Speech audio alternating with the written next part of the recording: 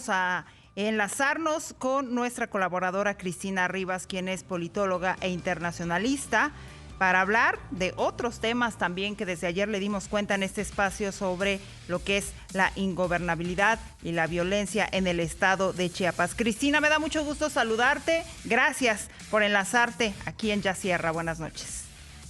Hola, ¿qué tal, Sofía? Muy buenas noches. Saludos a toda la audiencia. Pues bien, ya tenemos algunas sesiones en las que hemos estado platicando de ciertas situaciones de violencia que se están dando a nivel regional y que están saliéndose un poco fuera de control. Exacto. Ya en los últimos meses habíamos observado un incremento de la tensión en algunas regiones de ese estado. Particularmente estábamos viendo el despertar de muchas tensiones que están latentes ahí, que han estado dormidas durante algún tiempo, pero que se están reactivando. La reactivación o activación de grupos de corte paramilitar, nuevamente, que ya se habían perdido un poco en el país, o más bien en esta región.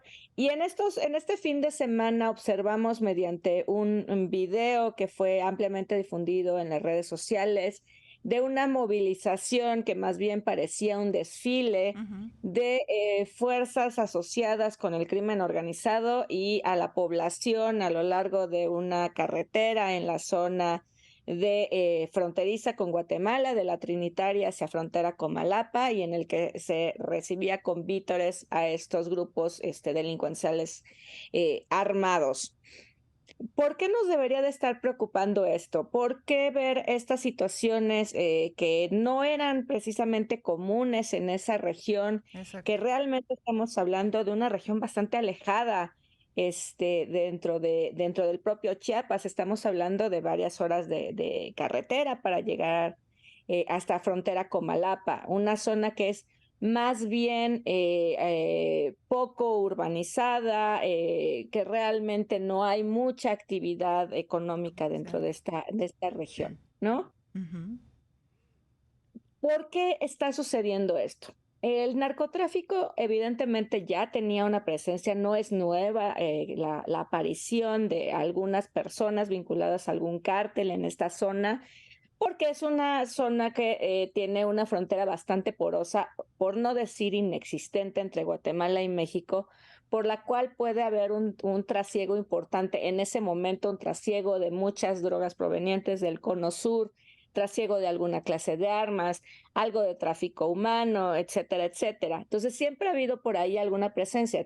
Tan importante es que en su momento, en un primer momento, la primera aprehensión del Chapo Guzmán ocurre en esta zona, o sea, no Claro. es ajena al narco.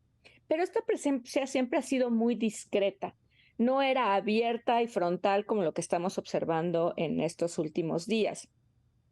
Dos razones de mucho peso. Al mismo tiempo que estamos viendo este fenómeno, estamos observando un crecimiento bastante importante del número de migrantes que están ingresando por esta frontera sur en su camino a los Estados Unidos.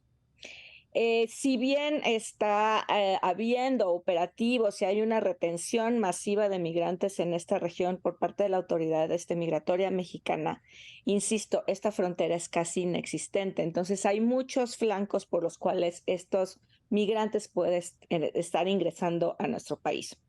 Y sabemos y lo hemos visto en otras regiones que los migrantes se están convirtiendo en elementos o víctimas muy sencillas para ser reclutadas por el narcotráfico de una forma forzada Uh-huh. para nutrir las filas y convertirse ya sea en halcones, ya sea en carne de cañón para las actividades delincuenciales de estos grupos. Entonces, es controlar de algo que ya de cierta forma había una participación bastante fuerte en el tráfico humano, del narcotráfico. Ahorita es controlarlo de una forma mucho más abierta, aprovechando este crecimiento exponencial de la cantidad de personas que están transitando por esa vía. En un segundo término, que algo que también es muy importante, esta región es una región maderera, de madera preciosa. Ya tiene mucho tiempo y ha sido uno de los problemas importantes en el que está incursionando el crimen organizado, que es la tala ilegal y el tráfico ilegal de madera. Lo hemos visto en Chihuahua, lo hemos visto aquí, muy cerca de la Ciudad de México, del conflicto en Topilejo tiene mucho que ver con el control de la tala de madera. Entonces, estamos hablando de dos actividades altamente lucrativas con un nivel de vigilancia prácticamente nulo. Esto es la razón de una zona tan aislada con esta presencia.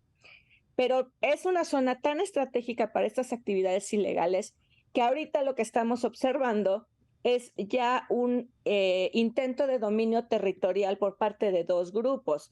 Lo que vimos en el video es gente vitoreando al cártel de Sinaloa cuando sabemos que cada vez más el cártel Jalisco Nueva Generación está teniendo presencia en esa área. Exacto.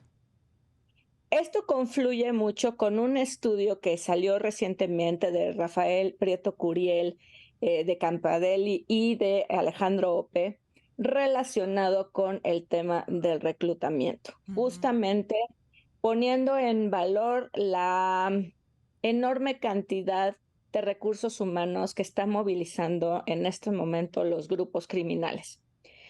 Más allá de si es el quinto empleador, como se menciona en el estudio, o no, lo relevante de esto es el mensaje clave de que si queremos desarticular al narcotráfico, tenemos que empezar a abatir estas redes de reclutamiento. Y esto es algo que estamos observando en Chiapas y lo estamos viendo en varias situaciones.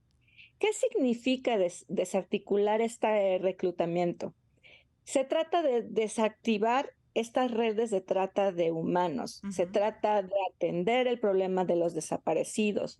El caso de los jóvenes desaparecidos en Jalisco, una de las líneas principales tiene que ver con esto, con una leva forzosa. Digo, de por sí la leva tiene un carácter cuasi forzoso, pero aquí es mucho más que forzoso, es completamente obligado. ¿Por qué está sucediendo esto cuando al mismo tiempo llevamos muchos años diciendo que el narco ha penetrado tanto en las estructuras sociales y ha sido ya cobijado dentro del tejido social, que incluso hay mucha apología de ese delito y para muchos jóvenes se han convertido en modelos a seguir? Entonces, ¿por qué requieren este reclutamiento forzoso? Cristina, y me gustaría acotar justamente lo que señalas, ¿no? Bueno, creo que se está viendo un poco rebasada toda esta situación, si ya lo veíamos en otros estados, si bien lo mencionas ahorita, en estos estados del sureste, particularmente en Chiapas, entonces todavía la situación puede empeorar, a lo mejor para algunos estados contiguos obviamente a Chiapas.